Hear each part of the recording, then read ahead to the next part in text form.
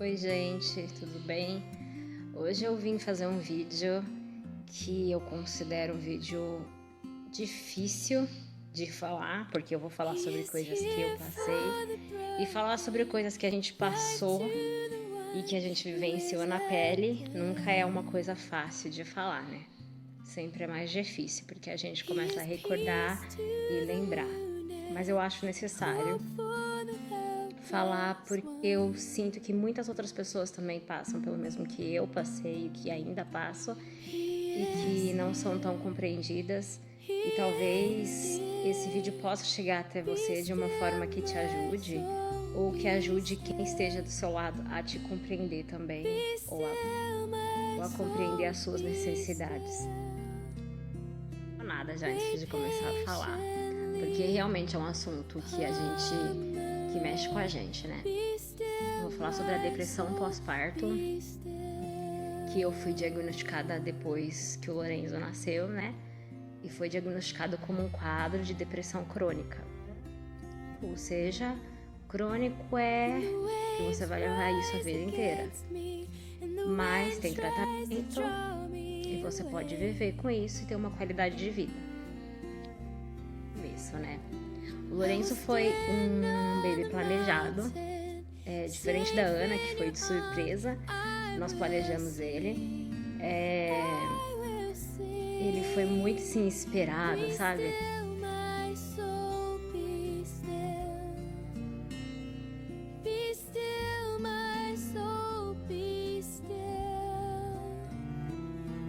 A gente queria muito. Quando eu fiquei grávida, eu me lembro que eu gritava de felicidade, eu avisei os vizinhos, eu avisei todo mundo.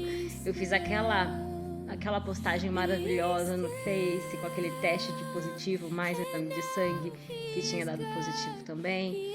Então ele foi um bebê muito planejado, um bebê muito querido. Não que a Ana não tenha sido, mas a Ana foi uma surpresa e foi tão amada quanto o Lorenzo. Aquela coisa maravilhosa, foi tudo muito lindo, muito intenso. A minha gravidez, eu tive alguns problemas, sim, de um parto que quase foi prematuro, precisei ficar internada com 28 semanas. E o Lorenzo acabou vindo com 41 semanas de uma cesariana, depois de 24 horas, tentando um parto normal, né? Na época contratei a doula, né? Que foi minha consultora de aleitamento materno, enfim. Foram 24 horas ali tentando ter um parto normal, que não foi bem sucedido, acabamos por uma cesárea. Não de emergência em si, mas foi necessário realmente, porque já estava acabando comigo, estava ficando exausta. Aí optamos pela cesárea mesmo.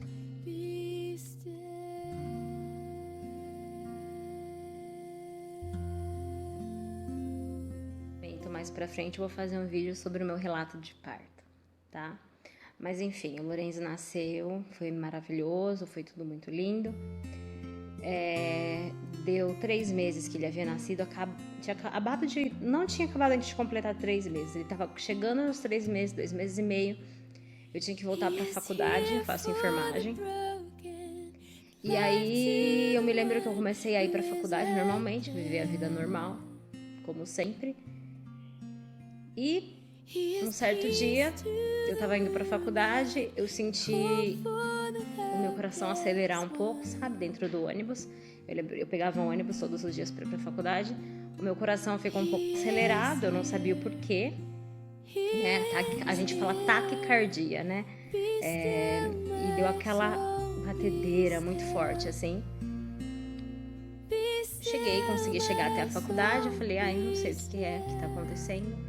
E eu sentei, estudei e continuei estudando, esqueci aquela batedeira e depois acalmou tranquilamente. Eu voltei pra casa, continuei indo os outros dias seguintes pra faculdade, né? Porque eu tirava leite, né, do seio, deixava pro Lô tomar em casa, o meu marido dava pra ele, ou no copinho ou numa madeira. E aí eu tava indo na faculdade, né, realizando os meus sonhos, me sentindo muito realizada, porque eu tava fazendo a faculdade, eu tava com meu filho saudável, um marido maravilhoso, uma família abençoada. Nenhum motivo, ao meu ver, para surgir qualquer quadro de ansiedade, ou pânico, ou depressão.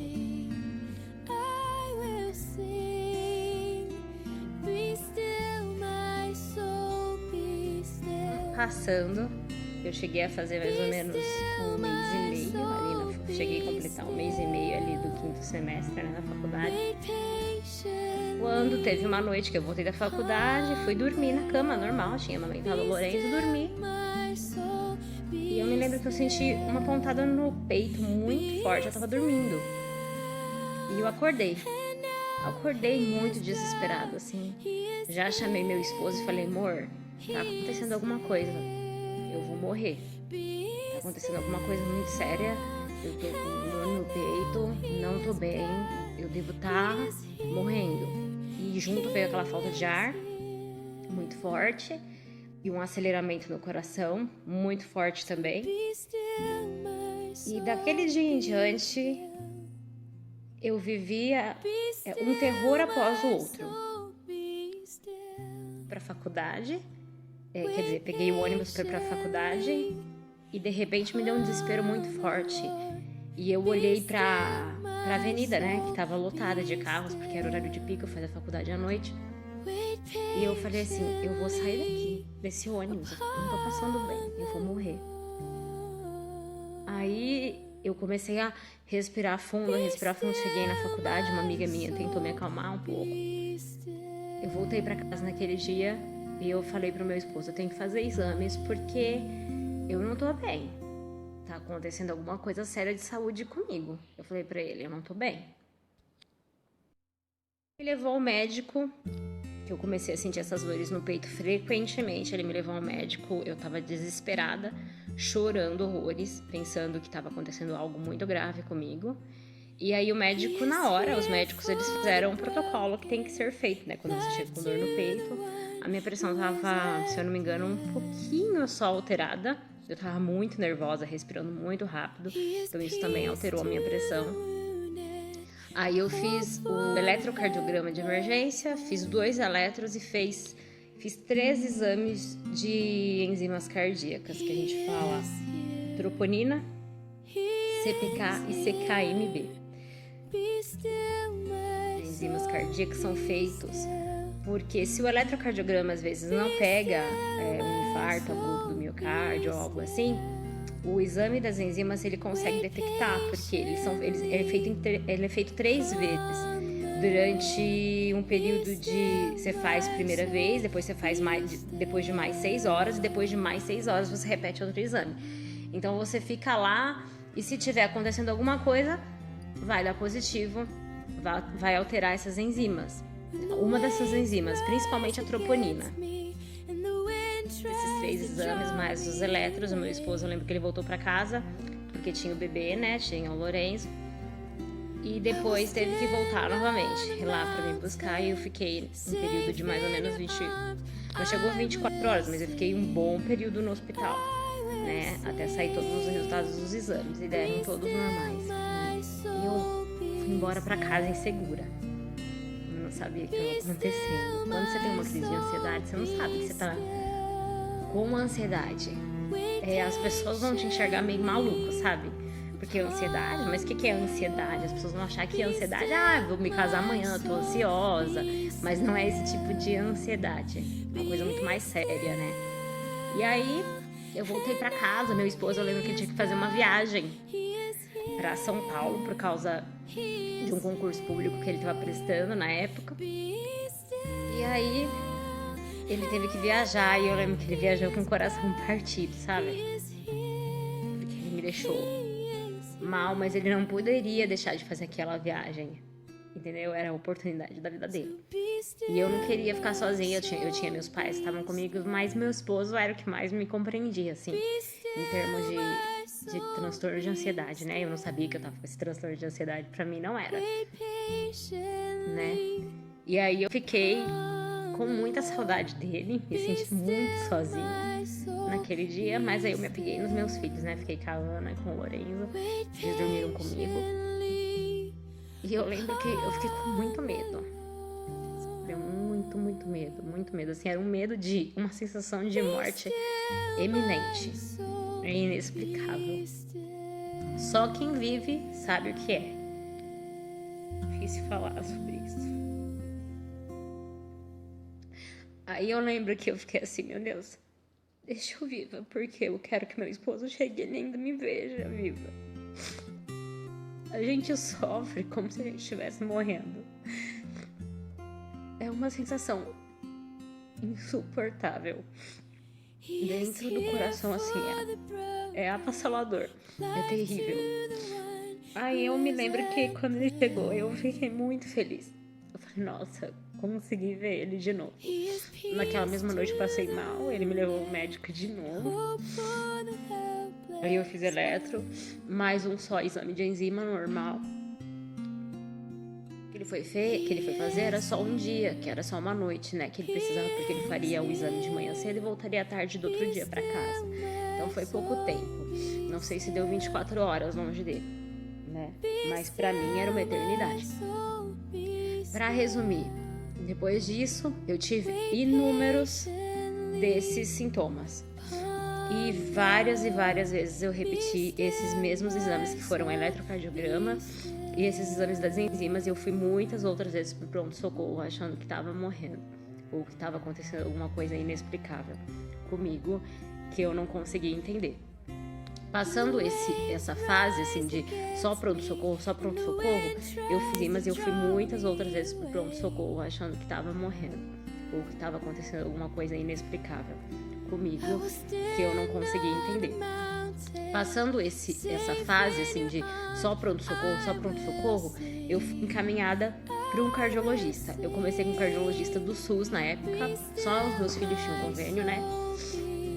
Eu passava pelo SUS, passava com o cardiologista e depois comecei a pagar um convênio para mim.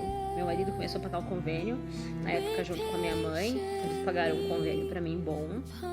Hoje eu ainda tenho um convênio, mas é pro outro plano, porque eu sou MEI, né? Então eu tenho outro plano de saúde agora. Na época eu passava por outro convênio e fui atendida por médicos do convênio, cardiologistas. Eu acho que eu passei com uns 2 e eu fiz Holter de 24 horas 2 vezes. Eu fiz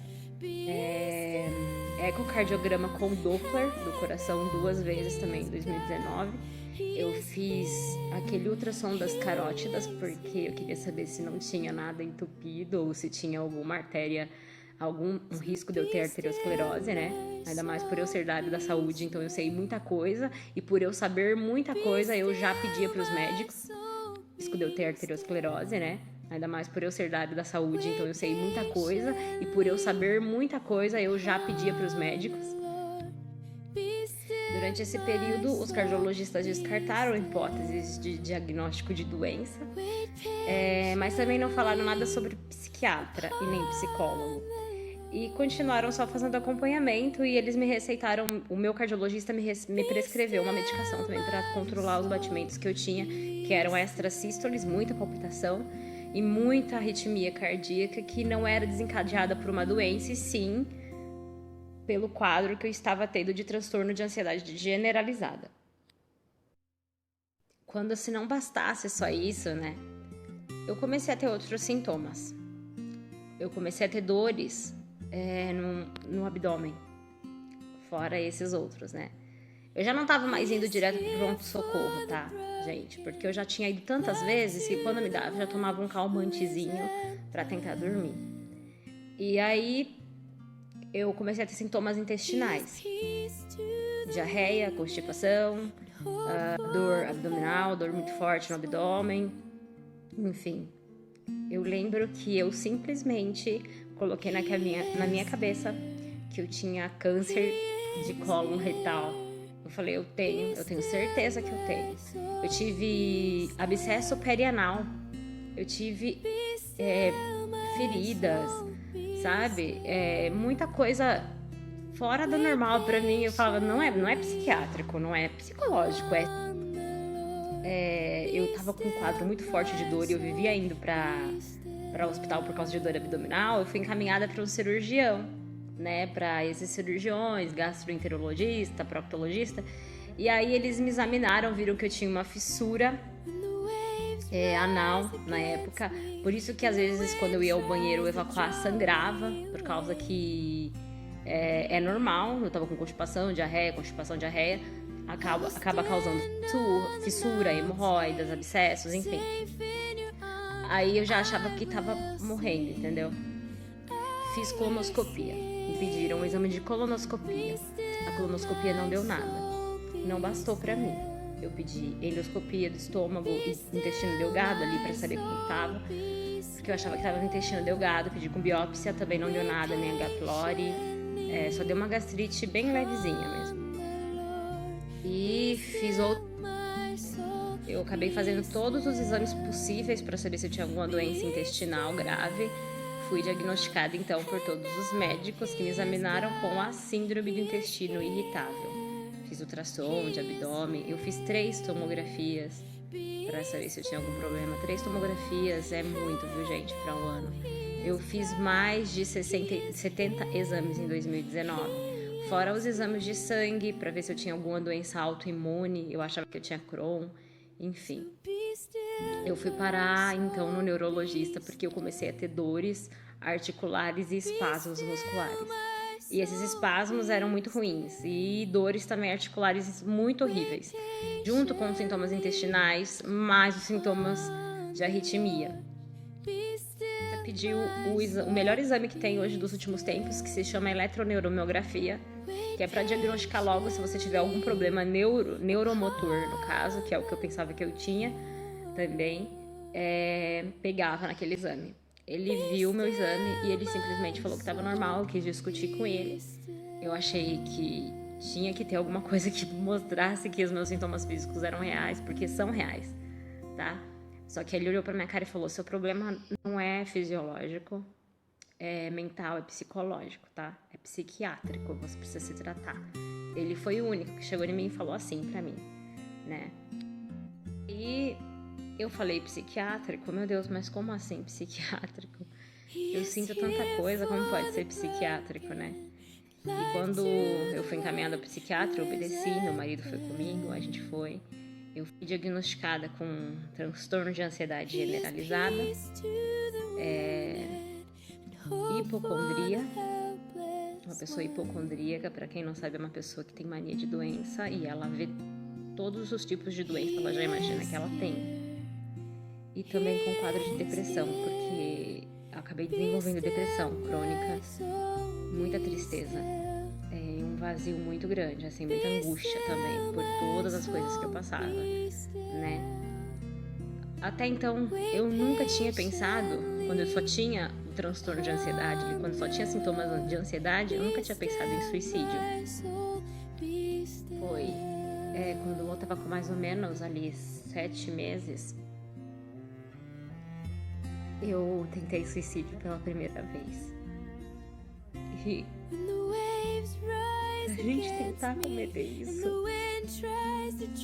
a gente é algo assim sem explicação. As pessoas julgam muito, as pessoas que tentam isso acham que a gente não dá valor à vida, mas a gente dá. É que a gente sofre tanto por dentro,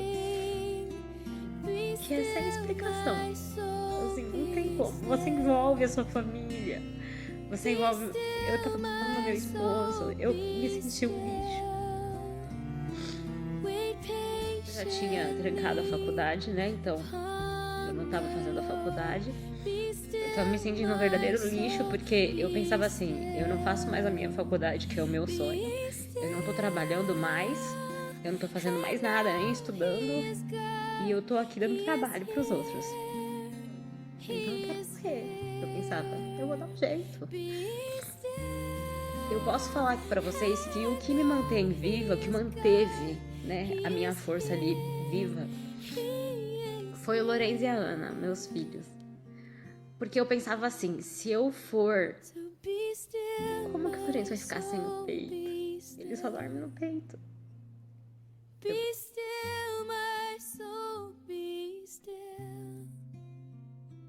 Wait patiently upon the Lord.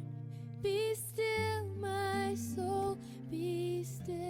Eu falo assim, ele só dorme no peito, ele não vai ficar. Minha mãe vai penar muito, meu marido vai penar muito pra fazer ele dormir.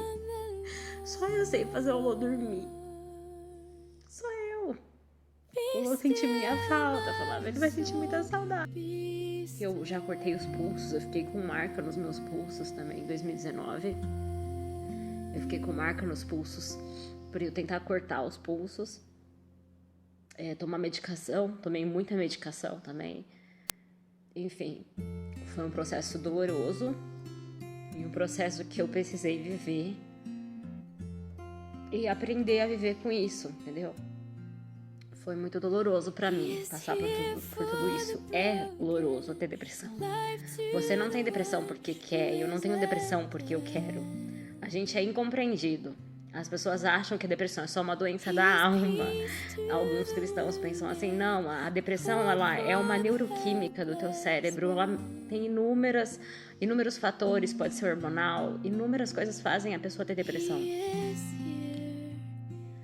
Eu também fui diagnosticada depois, após ir passando com o psiquiatra, com transtornos conversivos, né? Que são quando você realmente sente tudo isso porque você converte tudo que você tá passando em sintomas. Na verdade, é transtorno somatoforme, né? Você somatiza tudo e você sente tudo isso. Deus mandou algumas pessoas para cuidar de mim. Ele mandou uma amiga minha maravilhosa que chama Derla. Eu agradeço muito a ela me ajudou muito, ela vinha em casa, ela falava comigo, conversava comigo. E eu fiquei uma pessoa um pouco bipolar, né? Às vezes eu tava bem, às vezes eu tava mal, então tinha dias que eu tava bem, sorrindo, vou vencer isso. E depois tava pra baixo, triste. Às vezes o meu intestino tava super bem, às vezes o intestino tava muito mal. Dependendo do meu emocional, meu intestino ficava acabado também. Ele é o nosso segundo cérebro, então se você não tá bem, o seu intestino também não tá bem. Ele vai acabar afetando, dando diarreia, constipação, excesso de gases, enfim. Não é só a alimentação, mas a sua mente também comanda todo o teu corpo, né? Por isso que eu tinha tantos sintomas físicos. E eram reais. Os espasmos, por exemplo, são vistos, né? Os médicos viam. E eu passei com inúmeros especialistas que você pode imaginar. Uma pessoa hipocondríaca passa mesmo com reumatologista, neurologista. Eu passei com muitos médicos de vários tipos. E nunca deu nada, graças a Deus. Meus exames, eu fiz mais de 70 exames em 2019. E esses exames não foram achados nada. Quando você tem esse tipo de problema, né? Você acaba afastando algumas pessoas de você, porque essas pessoas não conseguem te compreender, né? Elas não conseguem se adaptar a você, e isso é respeitável. Algumas pessoas realmente não conseguem tolerar. Elas não entendem o seu quadro, elas não têm essa empatia de se pôr no teu lugar. E imaginar assim, poxa, eu não sei o que ela tá passando. Será que eu fiz alguma coisa? Será que eu falei alguma coisa de mal para aquela pessoa? O que passa na cabeça dela, né? Algumas pessoas preferem te tratar com arrogância, ignorância e te desprezar. E isso é uma coisa normal. Acostumem-se. Quem tem esse tipo de problema vai ter problema social também. Isso é super normal acontecer. Vão se colocar no teu lugar e elas vão fazer tudo o que for possível para ajudar você. Tem uma confusão hoje em dia de gente que acha que tudo é religião, né? Eu não descarto Deus, eu acredito muito em Deus, eu sou uma pessoa que sou cristã, não descarto jamais a possibilidade espiritual de ajudar, mas eu não descarto de jeito nenhum doença, porque eu estudo, seria incoerente da minha parte falar que depressão não é doença. Esse processo que eu passei em 2019, eu comecei a pensar, no final do ano já comecei a pensar em voltar para a faculdade. Aí me matriculei em outra faculdade, porque não deu mais certo na faculdade que eu estava. Me formei como consultora de aleitamento materno, porque eu pensei assim, algumas pessoas pensam, né? A pessoa hipocondríaca tem ansiedade, tem depressão, como ela vai trabalhar com pessoas doentes, né? Eu acho que quando você cuida da dor do outro, você se ajuda, você também tá cuidando de você, né? E eu sempre fui uma pessoa de querer cuidar da dor do próximo. Eu amo a área da enfermagem, eu jamais desistiria do meu sonho. Eu cheguei a pensar assim por comentários negativos, mas depois eu falei, é o que eu quero? falaram pra mim fazer pedagogia, falaram pra mim fazer isso e aquilo. Mas será que é o que eu quero? Não é o que eu quero enfermagem, eu quero ser enfermeiro. Contar tudo que eu passei, porque é muita coisa. Mas com tratamento psiquiátrico, e eu encontrei um psicólogo maravilhoso, meu psicólogo Tiago, ele me ajuda muito também com esse tratamento e também com a ajuda dos amigos, que realmente são amigos, né? Algumas pessoas que eu posso citar, por exemplo, que sempre falavam palavras positivas pra mim, é a minha amiga Denise, a Tássila também, minha amiga Tássila, que me ajudou com palavras positivas, a Manu também, que não é muito minha amiga, mas já me ajudou em alguns momentos em que eu tinha insônia, a minha irmã também, minha mãe, meu marido, que sem ele eu jamais seria o que eu sou. E assim, Deus cuidou de mim, né, em cada detalhe. Se eu estou curada? Não tem cura à depressão crônica, né?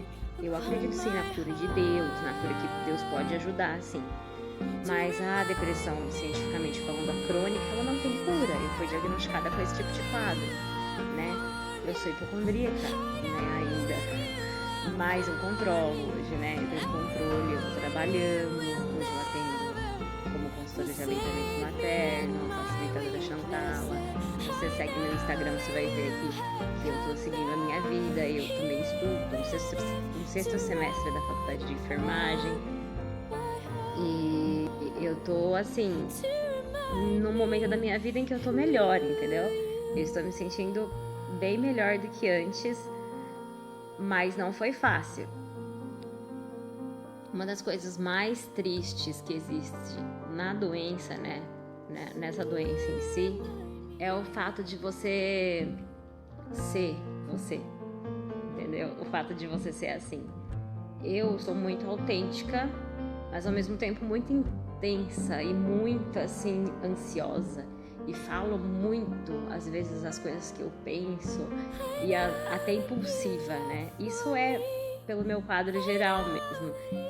E por ser assim, às vezes as pessoas não têm essa compreensão de com quem ela está lidando. Ela não se coloca no teu lugar e ela fala, olha, com quem que eu estou falando? É com uma pessoa assim, que tem esse problema. Eu tenho esse problema? Eu não tenho. Então, eu vou relevar, eu vou ajudar, eu vou falar palavras de apoio. Não, as pessoas, elas nunca se colocam, a maior parte delas, porque eu não estou generalizando, né? Eu tenho umas pessoas que me ajudaram. Mesmo antes de eu ter o quadro de depressão crônica, quando eu falo quadro de depressão, tá? Que é a hipocondria, a TAG, tudo isso junto com a depressão, tá? Mesmo antes de eu ter esse quadro de depressão, sempre fui muito impulsiva, né? E muito intensa, né? Se eu gostar, eu gosto pra caramba. Se eu não gostar, eu quero distância, entendeu? Mas é muito difícil eu não gostar de alguém. Sempre gostei das pessoas, sempre fui uma pessoa muito assim de ajudar. Eu lembro que na faculdade eu gostava muito de ajudar as minhas amigas. E às vezes eu fazia esperando que a pessoa fosse me retribuir do mesmo jeito. E nem todas as pessoas sabem retribuir a gente. Isso deixava a gente frustrada. Eu lembro que eu ficava meio frustrada. Então, isso o psicólogo ele tenta resgatar em você e te fazer ver o que fez você ficar assim, depressiva, né?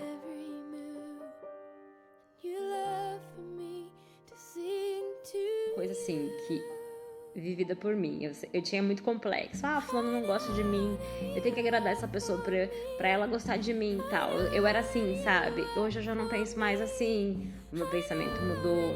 Quem quiser gostar de você, vai gostar de você do jeito que você é. Você não precisa se adaptar àquela pessoa, entendeu? Ela vai ter que te entender do jeitinho que você é. Ela vai ter que se adaptar a você. Se ela não quiser ficar com você, deixa pra lá, entendeu? Se afasta. Deixa a pessoa se afasta das pessoas que não te fazem bem. Gente, eu tô falando pra você, é livramento, é muito bom você não ter pessoas que você sente que você não é querida. Isso faz você ficar pior, faz você ficar com mais depressão, faz você ficar mais triste, mais angustiada. Então não fique assim, não se sinta assim. Como uma pessoa cristã que acredita convictamente em Deus, assim, acredito muito em Cristo, em Deus, eu falo pra você que Ele cuida da gente, sim. Ele manda pessoas, sim. Mesmo que sejam poucas, Ele manda pessoas pra te ajudar, sim. Nos mínimos detalhes você vai enxergar coisinhas pequenas que vão fazer toda a diferença na sua vida. E você tem que procurar apoio psicológico e psiquiátrico. Porque muitas vezes a gente procura todos os especialistas primeiro e a gente vai deixar como eu, para procurar por último o psiquiatra, o psicólogo. E você não é louco porque você está passando com psicólogo ou psiquiatra, tá? Isso é uma coisa normal.